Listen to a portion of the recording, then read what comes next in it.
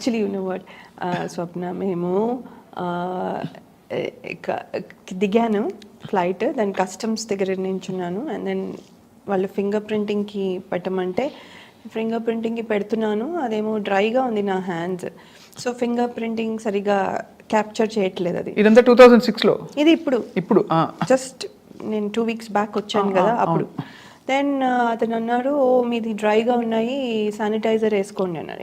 వేసుకుని మళ్ళీ పెడితే చాలాసేపు అలా కుస్తీ పడిన తర్వాత ఫైనల్లీ 15 minutes తర్వాత అది అయిన తర్వాత అతను, ఎందుకు మీ హ్యాండ్స్ అంత డ్రైగా ఉన్నాయి అన్న. ఏమో అండి డ్రైగా ఉంటాయి నా హ్యాండ్స్ అంటే, ఏంటి అక్కడ గిన్నెలు బాగా తోముతారా మీరు నడుతున్నారు? How do you know? కానీ గ్లౌజ్ వేసుకుని తోముతాను, అది వేరే విషయం. ఎంత కేర్ తీసుకున్నా అంటే ఇట్స్ సో అంత మరి కూర్చొని ఉండలేం కదా ఇంటి పని అన్నప్పుడు.